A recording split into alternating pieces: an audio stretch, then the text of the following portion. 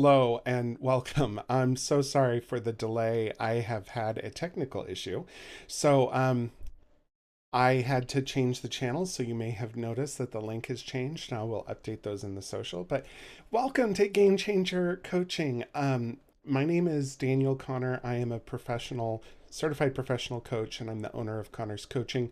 We created this show in our growing community to share on topics of positivity, coaching, personal development, and mindset. And we go live to bring us the most authentic, unedited version of ourselves to you. And sometimes that means that we have learning opportunities, which is the topic of the show today. So I've learned not to hit the big red button when I go live, because that actually shuts everything down, and then I have big problems. um, but we start live every Wednesday at 3:30 p.m. Pacific Standard Time with occasional issues and also occasional guests. And our motto is Together We Inspire.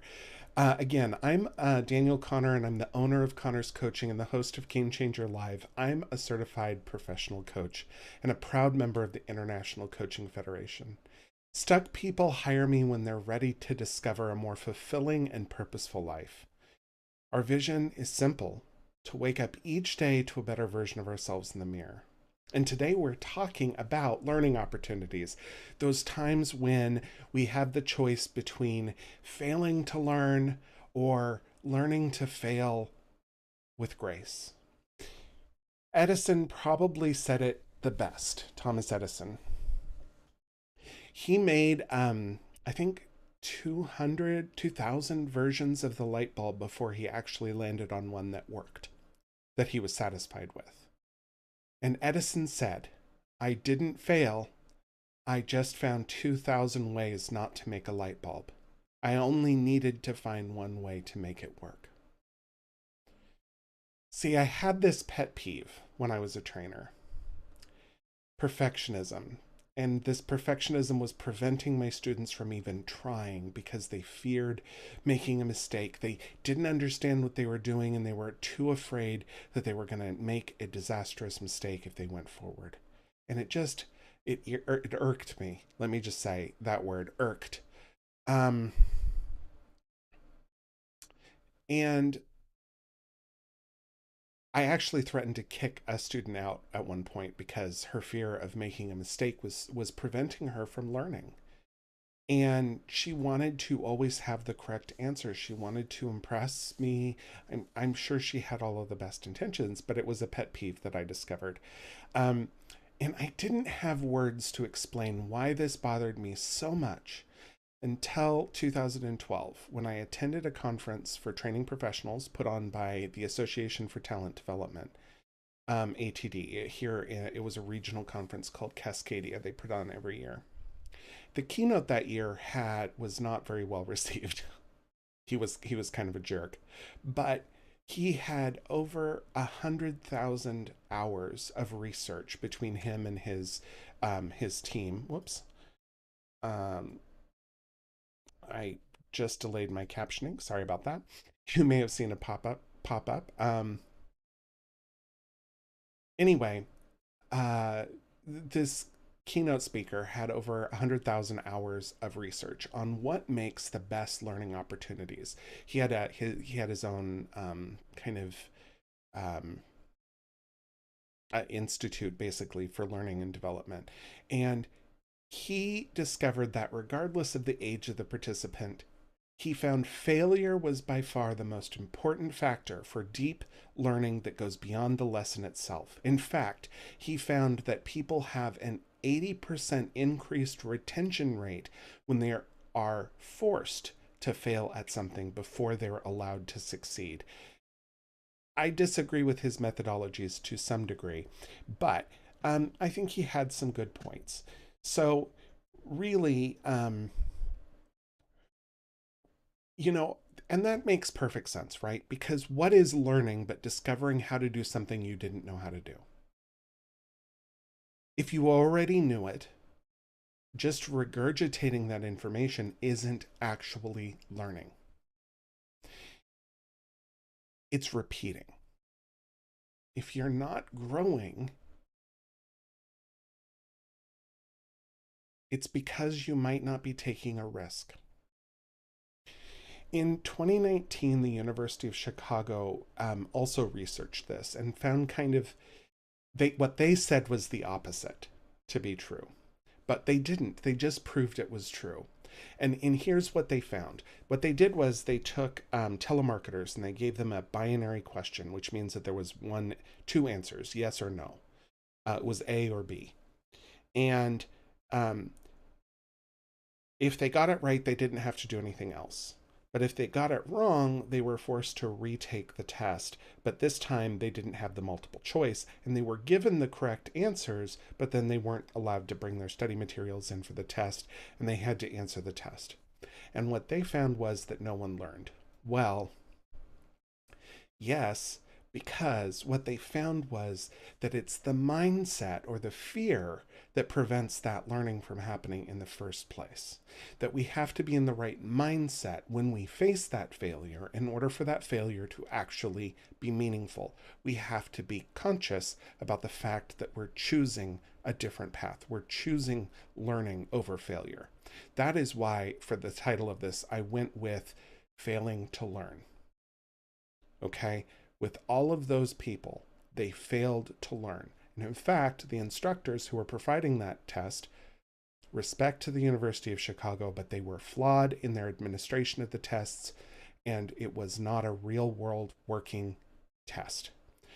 They did not set the expectation for success for their studies. From a neurological perspective, this makes absolute sense. So when we're looking at the neurological hormones, there are two hormones in play here, dopamine and cortisol. Dopamine is the primary hormone that we think of as associated with learning and memory. It is very integrated into memory retention. It's also integrated into when you hear about neuroplasticity, that is dopamine in effect. And dopamine is a rewarding chemical. It makes you feel good when you get something right, when you get a success. It rewards you for good behavior, basically. Cortisol is the exact opposite. It punishes you for bad behavior. It makes you feel stress and anxiety. But what we found was, and this was found in the early 2000s actually, that you won't be able to retain information without cortisol either. If you eliminate cortisol in a person through a chemical imbalance that you kind of force on someone, it prevents them from having long-term memory retention.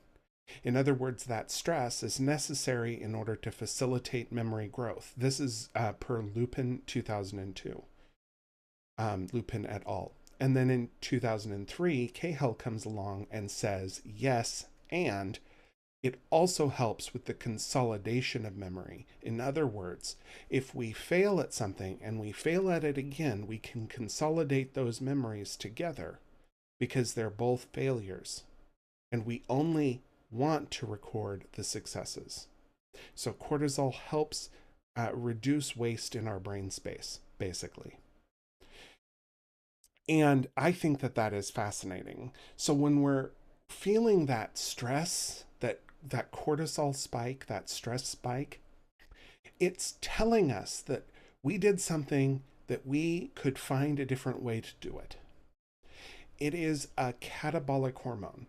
There are a couple of catabolic hormones, and that is a categorization that I use for it, basically meaning that it motivates through punishment, okay? So it's a catabolic hormone that motivates us through punishment rather than reward.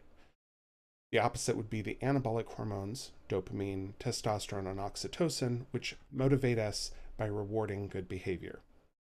And when we feel these catabolic hormones, we feel bad because we're expected, we're biologically trained to do something about it. Our body doesn't like failure. It doesn't accept failure. It's going to make you feel bad about it until you choose to do something about it. When we say the word failure going forward, my hope is that we think of that word with a completely new definition. Rather than thinking of it as a door slammed in our face, we start looking at it as opportunity, opportunity to move forward, opportunity to learn, opportunity to grow. So, we've talked primarily about learning. And this has an application that goes so much further than just in the classroom. This has to do with how you do anything in life, how you handle difficult people, how you talk to your spouse, how you talk to your children if you're a parent, how you budget, how you eat, how you talk to anyone, how you interview for a job, how you dress for social occasions. There are learning opportunities and failures, or opportunities, if you will, that we experience all the time. And these are all learning opportunities. These are all opportunities for us to choose a better path going forward, for us to realize that we just found one way not to make a light bulb, and we get to try another way until we find the right one. Our bodies are set up and our minds are set up for empirical improvement, which means that we improve ourselves based on what we observe and what we know to be true, based on what we observe, the truth around us. We challenge ourselves by observing our own behaviors, by reflecting on them, and by deciding a different course of action. And learning is no different. In fact, that's the very definition of actual learning. So I'm going to give you 3 steps that I feel are essential for defeating frustration, promoting growth, and challenging ourselves to change for the better. The first one is to be aware of expectations. Whenever you're feeling frustrated about something, that cortisol is spiking. That anxiety is spiking. It could also be, instead of cortisol, it could also be adrenaline that you're experiencing. Those frustrations, those darker emotions, those catabolic feelings that are coming up are a perfect sign saying there's an expectation here. You're sitting on one. Because if you're angry at your kid, for example, slamming a door, there's an expectation that the kid didn't do that. And they broke that expectation, and that's what's causing the anger and anxiety. You are creating a punishment for yourself based on the behaviors of someone else. And I can think of no worse way for a parent to experience the glory of parenthood than to punish themselves when their child chooses something different than they expected. So, expectations of other people is like trying to generate your own mind control. We don't, as a species, have telepathy or the ability to cause someone else to do something against their will. It's just not in our ability. So those expectations that we have for other people are really only punishing us. And sometimes they're perfectly rational and reasonable expectations, but if they're living in your subconscious, they are not managed. They are not communicated effectively. You're not giving the other person an opportunity to learn.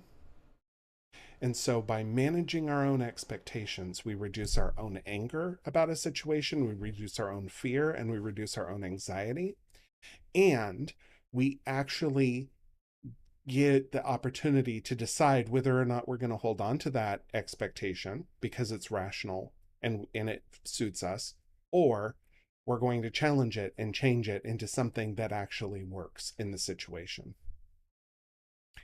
I can set expectations for myself and know that if I get upset, that I'm the one to blame.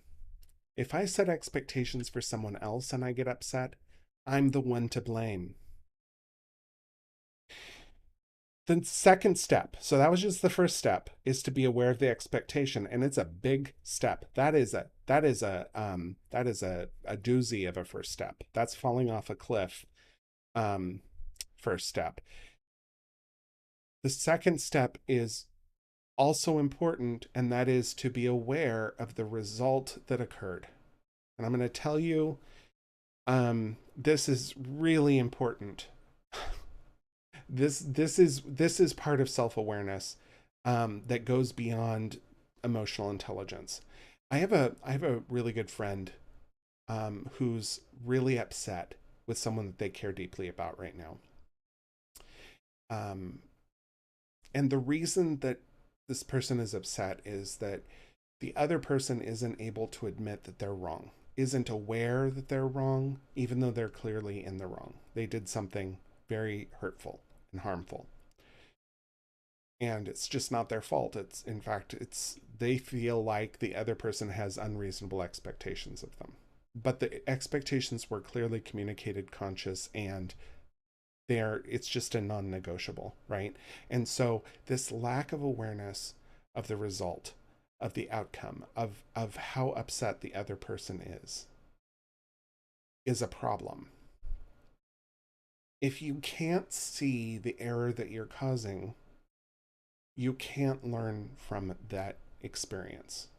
So if you can't see the error, if you can't see the results that are unfortunate, no amount of learning is going to fix that. Someone incapable of seeing wrongdoing is going to be incapable of seeing growth. Now, it's like playing the game of operation, if you will. Like, if you remember that, that's where you have the little man on the surgery table, and you have little tweezers, and you have to pick out the little things without hitting the sides to cause the buzzer. If you're playing this game and you're going in and you know you have to pull out the bone, and the buzzer beeps every time you go, and you feel like you've done nothing wrong, you're not learning how to play the game. We all have blind spots like this in our lives. There are areas in everyone's life where we're not aware of our flaws, where we're too self-absorbed to look at how we've erred. Um, my father was like this to a large degree in many areas. In other areas, he was very contrite, but in some areas, he could do no wrong. Humility was not one of his best suits. And becoming aware of those blind spots is one of the first steps towards growth. I don't really have time to talk about the Johari window. It's actually spelled correctly in the captions, but the Johari window is the Johansson Harrison window, and it talks about how aware you are of yourself and how much of yourself you let other people see. And if you think about it like a sliding scale of your window, how much of your window is showing is basically how much of yourself have you accepted into reality. In it, if you boil it down into its very end state. So open those Johari windows, become as aware of yourself and aware of who you are and where you're going as possible. So again, be aware of the results, open up that self-awareness. And then finally, what are the opportunities that you missed? What steps did you take and what steps did you not take? Why did it turn out this way and why didn't it? This type of analysis human beings were literally born to do. This is one of the things that sets our species apart from others. I think octopi are the only other species that are capable of that level of challenge, of problem solving. That from what I've heard from nature videos, I'm not a zoologist, so that's not necessarily my skill, but it fascinates me that we're one of few creatures on the planet with logic reasoning ability that can help us figure out how not to do something by trial and error, and octopi are the other. So thinking about why something failed is critical to learning. What caused that expectation to be broken, presuming it was reasonable and rational? Maybe it was that it wasn't communicated, in which case the step is simple: communicate the expectation next time. What caused the reaction? And what did you do to be part of that reaction? These were the first two steps, right? Being aware of the expectation, being aware of the reaction. And finally, what steps were taken that had obvious or not so obvious other choices? What were the roads not taken? If you go and do this again, what can you try differently next time? That is how you ensure learning. If I was going to distill this down into one quick takeaway, what we usually think of as failure is just a fine line of attitude. And that line lies between learning and fear. If we choose the learning side, we can call it opportunity. And if we choose the fear side, that's actual failure. There are three simple areas to examine to ensure that learning occurs when you have the opportunity to learn. The first is to recognize the expectation. The second, analyze the result. And the third is to evaluate the opportunity. My coaching is all about challenging my clients to grow into the person that they want to see in the mirror. Together, we work to move the unconscious into the conscious and to face those fears that are holding us back. One tool and trick that I can provide my clients that will help them learn an immense amount about how they operate in reality, all of their perceptions and their attitude patterns, is called the Energy Leadership Index Assessment. The Energy Leadership Index Assessment is the top three. First of all, according to Forbes, it's the top three rated assessment that every executive in America should take. Just saying. But it's for more than just executives. I know that people who have been looking for jobs have been really helped by this. People who, among my clients, people who were in positions where they felt a lot of that catabolic negative stress building up for them, saw a lot of benefit from taking this. Only an ELI MP is qualified to provide the ELI, and an ELI MP is certified through IPEC. It stands for Energy Leadership Index Master Practitioner. I am an ELI MP. And there are about 81 questions. It takes about 15 minutes, but the lifetime of learning that is caused by the awareness that it creates is priceless. It does have a small fee associated with it, but if you sign up for a 10-session package with me by the end of April of 2023, I will give out a free ELI assessment as part of my package deal. And that's normally a $300 value. So, hey, what do you have to lose? What could you learn? And I just want to thank you so much for watching.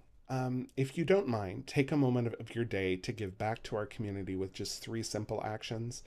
Go to your PC to log into YouTube, subscribe to our channel, like this video, and if you want to go a step further, leave us a comment on the video to brighten our day and tell us exactly what inspired you the most. I'll see you next week at 3:30 p.m. with a guest who will be sharing her secrets for finding your future by looking at your past and by being brave while hunting bear. And remember, together we inspire. I'll see you then. Bye.